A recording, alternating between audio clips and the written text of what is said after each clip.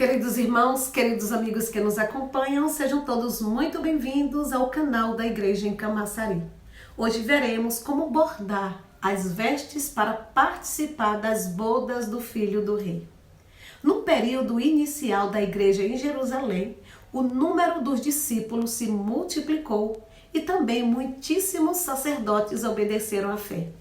Pedro abriu a porta do reino aos judeus que creram no Senhor Jesus no Pentecostes e também aos gentios quando foi conduzido pelo Espírito à casa de Cornélio. Naquela ocasião, os defensores da circuncisão em Jerusalém arguíram-no sobre o motivo de haver entrado em casa de incircuncisos e comido com eles.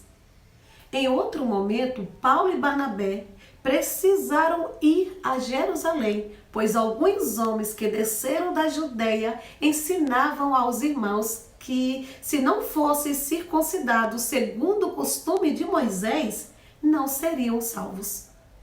Paulo então escreveu aos Gálatas advertindo-os: se a justiça é mediante a lei, segue-se que morreu Cristo em vão. Assim, se eles se deixassem circuncidar, Cristo de nada lhes aproveitaria. Essas passagens mostram o cenário que havia na igreja em Jerusalém, de mistura da lei com a fé. Voltando à parábola em Mateus, quando o rei soube da recusa dos convidados a comparecer às bodas de seu filho, ficou irado e, enviando suas tropas, exterminou aqueles assassinos e lhes incendiou a cidade. Isso se refere à destruição de Jerusalém pelas tropas do exército romano no ano 70 depois de Cristo. Logo depois, o rei disse a seus servos: está pronta a festa, mas os convidados não eram dignos. Ide, pois, para as encruzilhadas dos caminhos e convidai para as bodas a quantos encontrardes. Já vimos ao longo da semana que a pregação do Evangelho é um convite para as bodas do Cordeiro. Os primeiros a ser convidados para esse grandioso evento foram os judeus, mas eles recusaram o convite. Em Atos 13:46 lemos: Paulo e Barnabé, falando ousadamente, disseram: cumpria que a vós outros, em primeiro lugar, fosse pregada a palavra de Deus. Mas posto que a rejeitais e a vós mesmos vos julgais indignos da vida eterna, eis aí que nos volvemos para os gentios. Diante dessa recusa, a salvação foi direcionada aos gentios. Aleluia!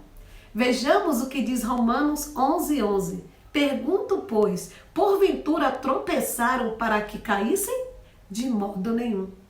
Mas pela sua transgressão veio a salvação aos gentios para pô-los em ciúmes. Embora isso tenha acontecido, Deus ama o povo de Israel e ainda vai salvá-lo com grande poder. Aos servos foi ordenado ir às esquinas das ruas convidando para as bodas todas as pessoas que encontrassem, sem nenhuma seleção.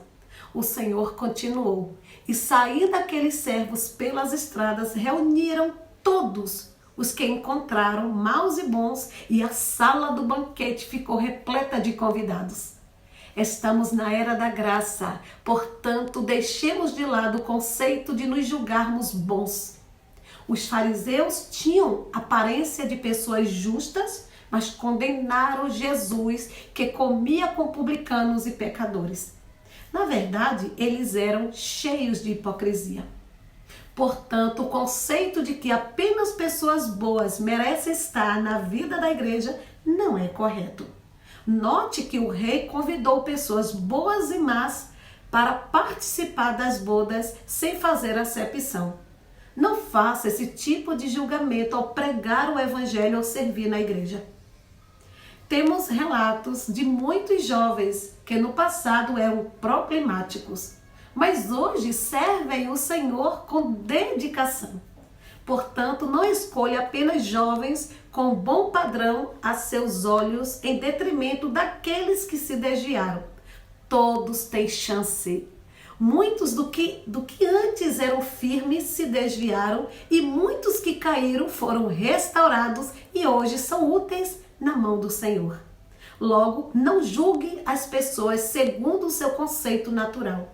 O Senhor veio para salvar os cegos, os coxos, os aleijados. Ele não veio para os sãos, mas para os doentes. Não veio resgatar justos, mas pecadores. Entretanto, houve um problema. A sala do banquete estava repleta, mas um dos convidados não usava a veste apropriada. Entrando, porém, o rei para ver os que estavam à mesa, notou ali um homem que não trazia veste nupcial e perguntou-lhe: Amigo, como entraste aqui sem veste nupcial? E ele emudeceu. Então ordenou o rei aos serventes: Amarrai-o de pés e mãos e lançai-o para fora nas trevas. Ali haverá choro e ranger de dentes. Mateus 22, do 11 ao 14 diz: Porque muitos são chamados, mas poucos escolhidos. Isso significa que aquele convidado era salvo, mas não se havia preparado para participar das bodas. Podemos ver a preparação da veste nupcial neste Salmo 45. Toda a formosura é a filha do rei no interior do palácio. A sua vestidura é recamada de ouro. Essa filha do rei é a mulher escolhida para ser sua esposa. Um dia o rei nos escolheu, tirou-nos da rua e nos colocou em seu palácio, a igreja. Agora precisamos trocar nossas vestes. Quando Adão e Eva pecaram, Deus imolou um animal, fez túnicas de pele e com elas os vestiu. A partir da queda do homem, não somos dignos de comparecer à presença do rei. Por essa razão, Cristo foi imolado e se tornou nossa veste de justiça. Graças ao Senhor, recebemos a primeira veste recamada de ouro, isto é, temos a natureza divina. Enquanto vivemos no palácio, passamos por um processo de embelezamento para nos casar com o rei. Uma mulher escolhida na rua não pode casar-se imediatamente. É preciso prepará-la, como nos conta a história da rainha Esther. Ela foi levada ao palácio e recebeu um completo tratamento de beleza e alimentação especial antes de apresentar-se ao rei Assuero. Da mesma forma, nós temos de passar pelo processo de santificação. Deus, por meio da lavagem de água pela palavra, limpa nossas impurezas para nos tornar aptos a nos casar com Cristo. Após toda a preparação, a mulher é conduzida perante o rei. A igreja gloriosa está pronta para ser apresentada a seu esposo, pois sua roupagem foi bordada. Essa é a segunda veste. A primeira veste nada exigiu de nós, pois Cristo se tornou nossa justiça. Mas somos responsáveis por tecer a segunda veste fio a fio, mediante nossos atos de justiça, conforme Apocalipse 19:8. Isso acontece à medida que ouvimos a palavra e a praticamos, sendo santificados. Se naquele dia, nas bodas do Cordeiro, você comparecer sem a veste nupcial, será retirado do banquete. Por isso, preparemo-nos hoje, do contrário, seremos lançados nas trevas exteriores, isto é, seremos desqualificados para participar do desfrute do reino milenar. A festa de casamento do Filho de Deus é o evento mais importante de nossa vida. Por isso, vale a pena pagarmos o preço para bordar nossas vestes e desfrutar esse maravilhoso evento.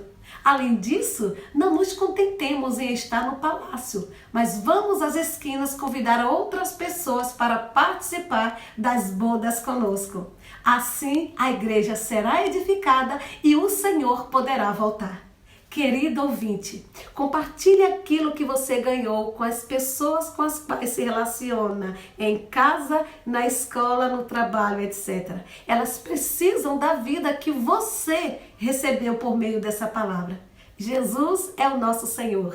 Amém.